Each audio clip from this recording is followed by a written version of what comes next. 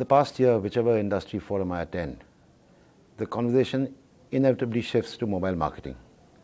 You go to a creative conference, they're talking about mobile marketing. You go to a content marketing summit, they're talking about mobile marketing. You have an informal gathering of friends and they're talking about mobile marketing. What I wanted to understand is whether mobile marketing is as big as the conversations around it. How big is it? How important is it? How much should marketers focus on mobile marketing? That's what we're going to help you do in the next few weeks. Starting today, when we speak to Shiv from Pepsi, who is the chairman of the Mobile Marketing Association of India. So Shiv, to kick this off, I want you to set the context before we get into sort of subsets of mobile marketing. If I go anywhere now, I have huge conversations on mobile marketing. A lot of it, shall we say, unqualified conversations. People don't know enough, but they know they have to talk about mobile marketing. Are all these conversations justified?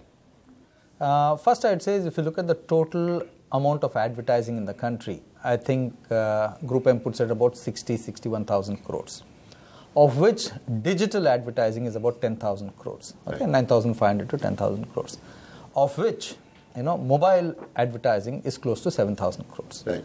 This is the fastest growing segment of advertising right now. And so when you start a new medium, a lot of people will keep asking you, where's the data point, where's the proof, where's the measurement, etc. Right. This happened also with television in 1984. Correct, when we had the diary. Absolutely. All the big print advertisers then, like Hindustan Lever, Colgate, etc., they didn't go to television.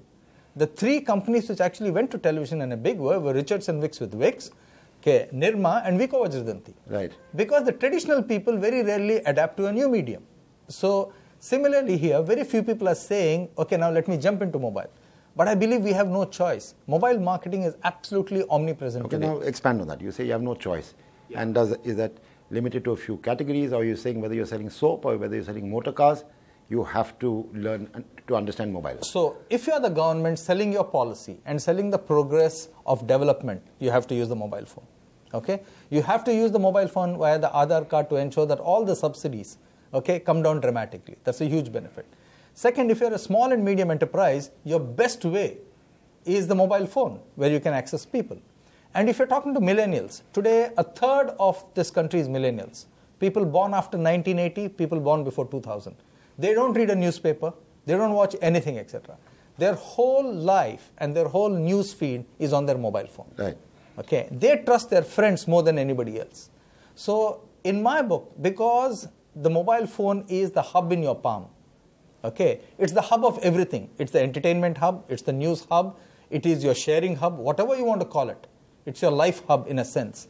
And hence, I think mobile will be the center of all conversations, because it's going to be the key hub for the millennials. Okay, now, when I talk to you as the chairperson of MMA, one of the problems with all new media, whether it was television in the 80s that you spoke about or mobile today, is educating the young marketer. He needs to understand more before he starts investing. There are audits and he's going to be questioned. He needs to have papers and numbers to justify those spends. So tell me how you navigate that. What does MMA do there? Yeah, sure. The MMA is a body we've set up 2 years ago with like-minded people to say we need to promote the whole concept of mobile marketing. Okay, so one of the big challenges you have is to educate people. Second challenge you have is to convince people based on measurement, to say, hey, these are tangible data points, etc. We got a lot of good work going. First, we estimated the total size of the market. So we got people to do that, to give them a tangible number. Next, we need to encourage people to think consumer engagement on the mobile platform. Right. Okay, a lot of traditional creative people don't do that. But if you look at the younger people, they're doing that. And today, one of the things which happens in digital medium, and specifically mobile, is a niche idea can go mass very quickly. Right. So suddenly scale is not an advantage. Okay, an idea is an advantage. So look at the number of messages you get on your mobile phone, number of content pieces you receive in terms of advertising or comment or this or that. The value of that is significantly many times more. Equally, okay, getting the creative people convinced on that is important. The younger people are more convinced. Okay. Next is, how do you ensure that the engagement model on a mobile phone is very different?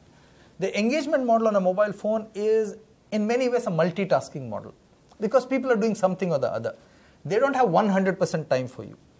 Equally, when you sat in front of television, yeah, maybe they were having their breakfast or lunch or dinner. But the deficit wasn't so bad. Absolutely. It was just 2 or 3. But with a mobile phone, there are too many out there. Absolutely too many out there.